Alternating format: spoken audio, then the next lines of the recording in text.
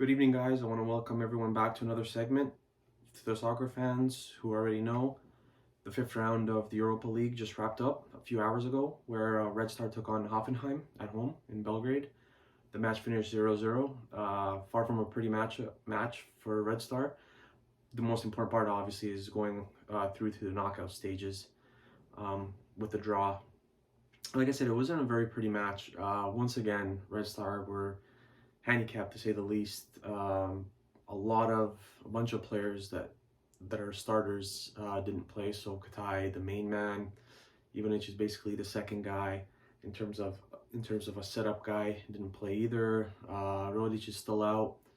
Goblic didn't play; he was on the bench. Nagging injury as well. So they're kind of short-handed again.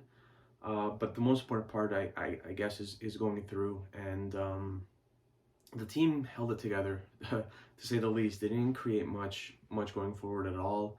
They were forced to defend again, pretty much the third straight game that they've done that in. And as I said in my segment last week when they faced Ghent, luckily the team has experience in these big matches the last 4 years where they've learned to kind of defend against the better team, so to say, and nerves don't get the better of them, and they have that experience and stuff like that. Once again, I mentioned last week Milunovic, who was outstanding last week, again this week, maybe the player of the match. Pankov was outstanding as well as a center back, and kind of like a makeshift, depending on who you talk to. Some people say they went with a regular four at the back. Some say it was more of like a three center backs. Whatever it was, it worked. The three center backs is actually very interesting because Milunovic seems to fit much better into that formation than the two backs. Maybe just familiarity with two center backs, on either side.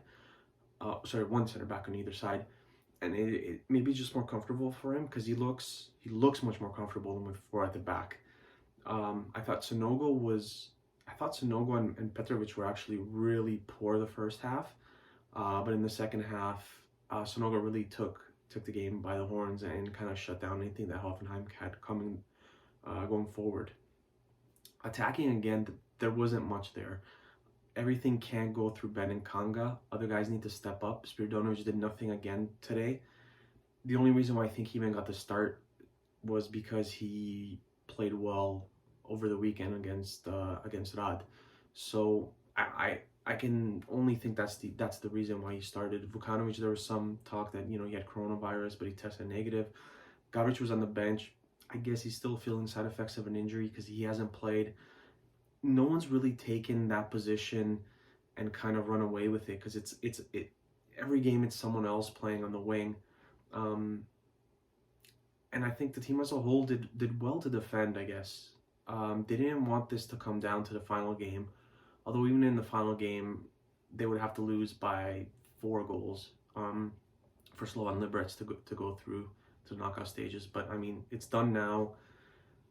Should be interesting to see the formation and the team going away at Liberec because there has been a ton of injuries. I don't expect Katai to play again until probably February. I don't know. I'm not too sure how many domestic league matches are left, but I don't expect them to play on Thursday, unless Stankovic wants him to get some games under his belt. But there's still domestic league games where he can adjust it. And until February, I guess that's it for Europa League.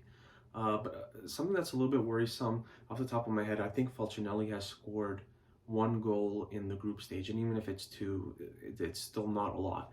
I'm pretty sure it's 1, which was against Slovan Liberec. Our strikers just haven't scored many goals, and it's been all, I guess, the midfielders and defenders scoring goals.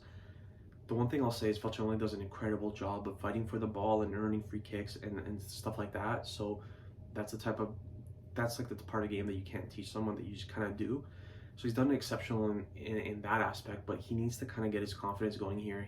I wish he scored today, but he just hasn't. Another important thing is the possession. I think they only have something like 36% over the last 3 games, albeit it was against Ghent and Hoffenheim, but still Ghent is last in this group, so there's no excuse in terms of that.